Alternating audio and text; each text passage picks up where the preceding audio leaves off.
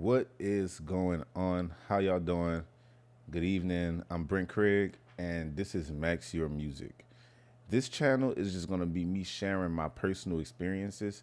I'm showing how I took my music account from 0 streams all the way into 228,000 streams in 1 year with zero marketing. And this was not an accident. I tried to figure out the perfect formula for making your music go viral if you don't have a budget. And this is kind of going to be a story time type video for me, not really going to be too much of strategy, but just showing my story and telling y'all how I was able to accomplish that, and just a little bit about me, a little bit about my background and how we got here. So, like I said, I'm Brent Craig. I started a couple companies. One of them is a music marketing company called Neutral Grounds, and the other one is a company called Jamaround. And Jamaround, we build different software tools to help music artists combat music inflation. Like, there's 100,000 songs that come out every single day. And these 100,000 songs per day make it very, very difficult, almost impossible for real, for an artist to get their music out to the masses. So this video is going to be about niching down, about selecting and analyzing your song, and just putting it out there through strategic partnerships. And I'm going to be showing you this by way of my story. So make sure you like, comment, share, and subscribe. We're going to be doing a lot of videos like this. This is going to be a pretty regular series. And like I said, it's just us trying to get music artists to understand how to get their music trending in 2025 with no budget. And let's talk a little bit about trending audios before I even get into the story. An audio that trends on social media is basically when you have that sound that you choose for your videos, and you can see like a little trending badge by it. And this trending badge basically is Instagram or TikTok or whoever telling other artists that this is a song that they should use in their content. And when the artist feels like a song will make their video go viral, they're going to be more likely to use that song in their content. So that's why you see certain videos kind of blow up in UGC or user generated content, because there's so many people using it due to the fact that it's trending. So that's what our strategy is going to be about today. And just to, get right into it, how did I get into music? So I've been into music, man, since as long as I can remember, really. I'm from New Orleans, so, we really take pride in music, and we have a really big band culture. So I played trumpet at first when I was in like 6th grade. And after that, I went on to high school, wound up marching for Mardi Gras. Marching for Mardi Gras is a super big thing in New Orleans. So I wound up marching for Mardi Gras, but I played the French horn instead of the trumpet. And that pretty much marked the end of my music journey before I came back home from college. And when I came back home, the first thing that I hopped into was music videos. So I learned how to shoot videos. I was really, really interested in like the concept of production, documentaries, short form content. So when I first came home after college, I decided to shoot music videos. I got into the market, met a couple rappers, shot a couple videos, and then I was off to the races trying to become the next Lyrical Lemonade. So what happened was that after shooting so many music videos, I realized that I wanted to create a blog platform, or like just some platform to upsell my videos. So if you pay me $250 for a video, you pay me like an extra $100 or so just to get uploaded onto our blog. And that was a massive success for us. Like, me starting a blog, which ultimately became Neutral Grounds, one of the smartest ideas I ever had, because around that time, there wasn't a lot of local New Orleans media blogs. So we were able to take up a lot of that market share and just really solidify ourselves as a big media player in the city. So after I started that, I wound up getting into Jam Around. Started a company called Jam Around. It started out as like this Tinder meets LinkedIn for music creators. It was an app. So we got into the app game. And my biggest thing trying to make an app for music artists was that I never made music before. And that prevented me from seeing things from the perspective that I needed to see it in order to build software tools for artists. So 12 months ago, I set out to really create a music artist profile and see if I can take this profile from zero to hero using the strategies that I was learning, the strategies that my co-founder was telling me, and just things that I was looking up because I wanted to figure out if I can get my music trending in the sea of all of this music that comes out on a regular basis.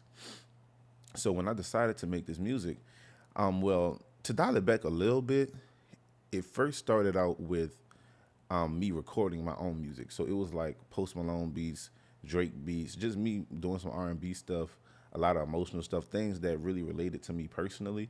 And that was my introduction to music. I didn't do it in the sense of making beats at first. I was just downloading YouTube beats, pulling up Pro Tools. My homie had showed me how to work Pro Tools, and I was just making music from there.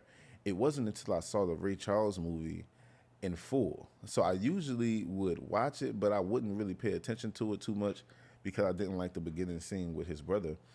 But this one particular time in January of last year, I watched the Ray Charles movie and I just sat there and watched the whole thing. And when I watched it, I thought to myself, man, if he can play piano, then shit, it shouldn't be that hard for me to learn how to do it. So that same day, I went to Guitar Center and bought my very first keyboard. And when I bought that keyboard, I used my virtual reality headset.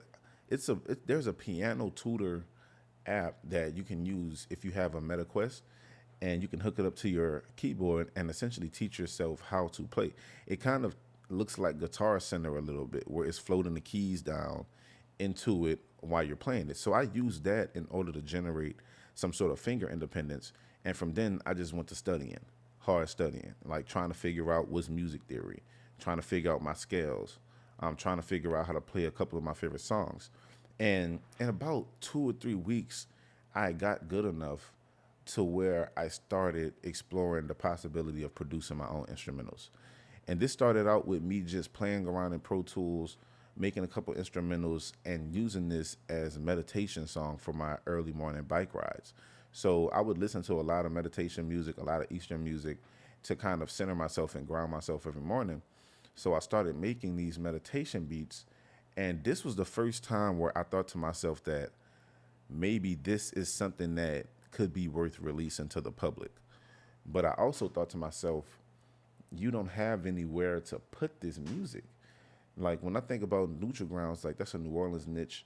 I had a TikTok that was like a niche within the AI, crypto, and virtual reality space, but I had no platform that I had out of the box that would allow for me to put out these meditation songs. So after thinking to myself a little bit, my co-founder, he introduced me to an artist named Burley Eyes.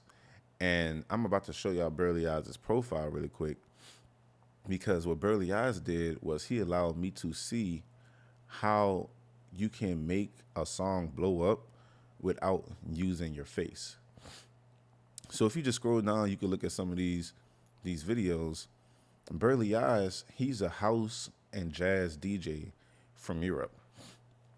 And what he decided to do was create these mixes, house/jazz mixes, and then incorporate memes into promoting his music. So he would take clips from like popular TV shows, he'd take clips from popular movies, and he would use those clips to meet the artists or to meet the listeners where they were halfway. So instead of me trying to sell you on a visual that you never seen before, I'm going to give you a visual that you've seen before. And I'm going to pair it with a song that's mine so that once you listen to it, you can kind of start liking the song and build up an audience that way. So Burley Eyes was my first idea into making content centered around memes and using a faceless strategy in order to promote your music. So Burley Eyes being a jazz and house artist, I realized that, okay, I'm from New Orleans and jazz originated in New Orleans. And then we also have bounce music. So house music isn't really that big in New Orleans, but we do have bounce music, which is kind of similar. Like the beat and cadence is a little bit differently, but it's like that high pace, high energy mixing music. So I decided to start a jazz and bounce fusion genre. And with that genre, I was able to focus on putting my music on neutral grounds, which was already a thriving platform for people who are interested in New Orleans. And the benefit of New Orleans is that it has a very diverse music range. So I was able to put out music that related to our audience and put them behind our or put them behind my music so that it was able to start trending. And that, in my opinion, is the secret sauce to making your music go viral in 2025. You need to have a sonic visual pairing that goes together and is put in a platform or distributed through a platform that your niche is already engaging with. So with that strategy, I was able to leverage neutral grounds to get this jazz slash bounce fusion genre off the ground. And within the first 12 months, which I started releasing around 4 days from now last year, we were able to pull off 228,000 streams, 11,000 playlist features, 80,000 libraries, trending tracks, 900% up, like really doing actual organic numbers. And this came from that streaming model or the meme model that I talked about with Burley Eyes. We started creating the memes and then collaborating with Neutral Grounds, and then it kind of just took off from there. The Instagram for Michael, which is my music name, the Instagram for Michael is at like 8,300 followers. We have around 1,000 monthly listeners on Spotify, and this is with me just posting a meme and collaborating probably like once a month, maybe twice if I'm feeling good about it. Like not really doing too much because I personally feel like that I could have done more, but it was really just about the experimentation of seeing if I can take a nobody and blow the music up, leveraging the Neutral Grounds platform. And I really, really want to talk about the genre transition that led me into creating jazz bounce music. And that was because I didn't have a platform to distribute the genre that I wanted to put out initially. And I could have went and found meditation pages, worked out some strategic partnerships with them.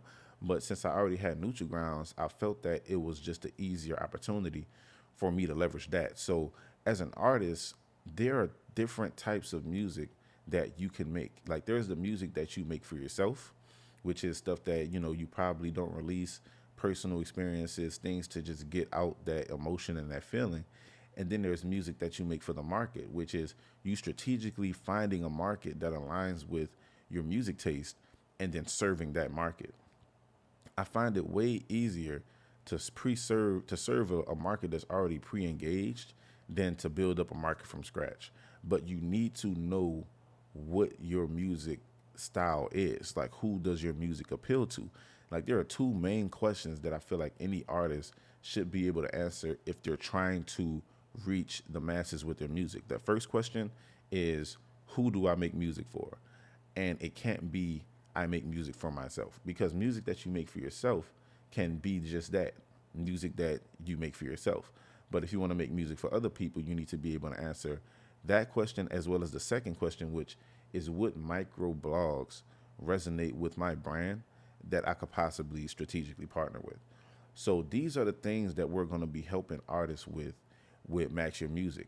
And we're basically going to be showing them how to create content, how to niche down your music, and how to source blogs that can be used as a strategic partner to grow your music over time. And I did the same thing with my story. Like, I started out, I was making music for myself. I decided to transition into a style of music that was appealing to an audience that I had access to. And from then on, it was just a ricochet effect of the music blowing up. So I want to show you a couple of the memes that I created for my page and how it's helped my music journey so far. And these are just like regular memes. Like, for some of them, I even copied the Burley Eyes style and went to like the Disney. Since we were already doing jazz, it was already similar. Some of these things were just taken directly from Burley Eyes. I made some AI stuff, so like using AI tools in order to create visuals that resonate. These these videos do extremely well. And the big one that that normally would do well would be like the POV concepts in New Orleans. So these memes are what make the music perform so well. And it's all about the memes. Like, it's all about the story that you can tell with your music. Like for this one, for example, if New Orleans Bounce came out in the 1920s, like that's a meme that performed crazy well, looking at like 28,000 views. But I have the song linked to this video, so people are picking up the song, and we're gonna go into a lot of those details as we, teach you more. But it's a pretty cut and dry process. You create memes that resonate, and you put them on platforms where people can relate. So, in New Orleans, Mardi Gras is a big thing. So last year for Mardi Gras, I'm out in the parades, taking videos, using my song for the videos, just figuring out how can I pair those experiences together to make a cohesive, memorable experience for the artist. So that's pretty much my story in a nutshell. And we're going to be doing way more content, kind of breaking down the different aspects of it from, okay, what meme styles worked, what blog platforms outside of my own helped out, how did I utilize DJs, what type of content belongs on which type of platforms. There is so much to learn, but in this situation, when you're trying to blow up your music and there's so much music being released, you have to pair your music with content. I know a lot of artists out there, they feel like they're music artists, they don't want to be content creators. Luckily for you, you don't have to have your face in every piece of content that you put out. You can use meme strategies to even build faceless pages. Like I've even heard of artists that have built 100 AI accounts and launched their music through 100 faceless accounts and then used this strategy and was able to generate millions of stream amongst all of their platforms.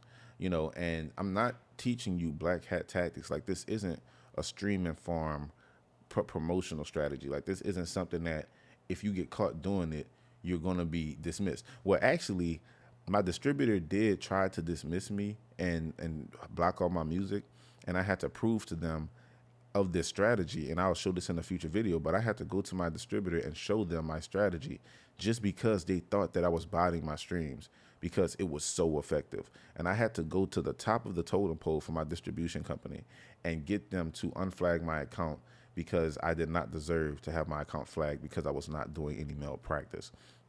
It works so effectively that they even will try to say that you're cheating. So this is a strategy that I feel like any artist should know, whether you're a country artist, whether you're R&B artist, whether you're a jazz artist. Any type of music can be applied, or any type of this strategy can be applied to any type of music. So as a music artist, you should be asking yourself two things: who do I make music for, and what type of blogs or platforms can I strategically operate with? But that's pretty much my story in a nutshell. This is going to be just like a simple story time video, not too much detail, to give you key takeaways.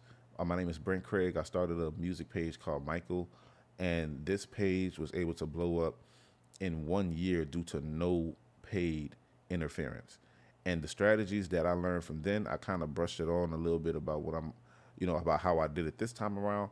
But we're going to be doing a lot more videos in the future, deep diving into how you as an artist can take your brand to the next level without paying all of these social media gurus, without overspending on Facebook ads, and without compromising the music that you want to create.